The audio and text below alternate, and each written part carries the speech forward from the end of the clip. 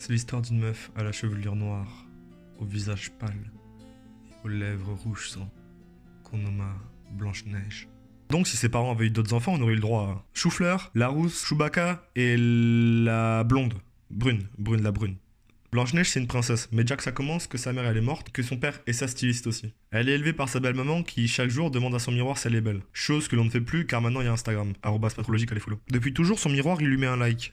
Mais un beau jour, il unfollow pour Blanche-Neige. Là, la belle daronne, elle vrille. Elle comprend qu'elle vieillit et elle a pas la foi pour acheter du Jemay Maybelline pour ses rides. Donc, elle se dit que l'assassinat reste la méthode la plus simple pour régler la situation. Sinon, il y a le prince de Lu qui voit Blanche-Neige sur Tinder et qui, subjugué par sa beauté, la super like. Du coup, la reine, elle veut tuer Blanche-Neige. Mais vu que les ninjas, ça n'existe pas, elle va au pôle emploi pour prendre un chasseur par intérim. Elle lui dit: tu vas tuer la princesse. Et à défaut d'aller en discothèque, son cœur ira en boîte. Lol. Le chasseur, il comprend pas trop, mais du coup, il dit: ok. Après, il sort dans la forêt se promener avec Blanche-Neige, qui depuis a reçu sa commande Zalando. L'intérimaire, il se rappelle plus ce qu'il devait faire. Il se rappelle juste que la reine, elle a dit cœur, neige et boîte. Il se dit que neige, ça fait penser à œuf en neige. Les œufs en neige, ça fait penser à un gâteau. Un gâteau, ça fait penser à une forêt noire. Dans la forêt, il y a des biches. Biche, ça fait penser à Bitch, alors il part buter King Glow pour lui voler son cœur, qui, vous en conviendrez, a de la place pour se développer. Après, Blanche-Neige, elle se perd dans le bois de Boulogne, mais heureusement elle repère une maison. Alors comme là-bas à 7h du matin, elle défonce la porte et rentre sans permission. Elle voit que c'est le bordel. Une prosti péripatétitude n'y retrouverait pas ses MST. Alors elle fait le ménage. Parce que de toute façon, il y a que ça à faire pendant le confinement. En parallèle, il y a les propriétaires de la maison qui sont à la mine et qui genrent du tragédie. Est-ce que tu m'entends? Est-ce que tu me sens?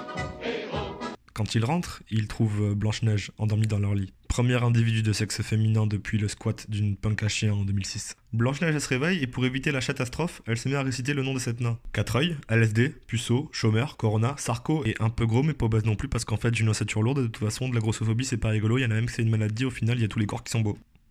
Junior. Qu'on va appeler le gros. Les nains ils se disent qu'avec la crise actuelle, un 8ème coloc ça se refuse pas.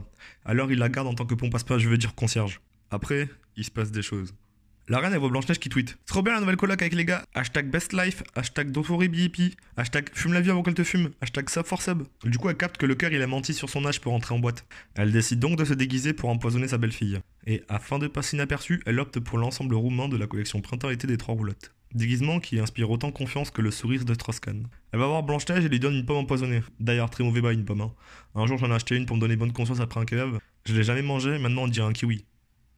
Pas le fruit, l'animal. Blanche-Neige qui voulait faire comme Juju Fitcat, elle mange la pomme. Et du coup, elle meurt. Les nains, en rentrant du taf et en voyant que la table n'est pas mise, ils comprennent que Blanche-Neige est morte. Ils sont un peu contents au fond, ils en avaient marre de l'entendre chanter sous le vent avec les colibris. Pour pas payer la concession au cimetière, ils décident de lui faire un cercueil de verre et s'en servir comme table basse. Vivement l'ajout d'Animal Crossing d'ailleurs. Suite à un affrontement final digne de Avengers entre les nains et la sorcière, Dieu il bute la reine parce que de toute façon il fait ce qu'il veut. Le prince de Lu il revient pour embrasser le corps de Blanche-Neige parce que le consentement c'est pour les lampes de bureau. Et à cause du tacos 3 viandes supplément boursin de la veille, la laine du prince ressuscite Blanche-Neige. À la fin, Blanche-Neige elle part sans payer le loyer. Le prince de Lu il invente les BN grâce aux initiales de Blanche-Neige. Et les nains ils partent faire un clip de rock. Je suis passe-partout du Fort Boyard. Ah et... Je serai le meilleur dresseur. Je me battrai sans répit. voilà.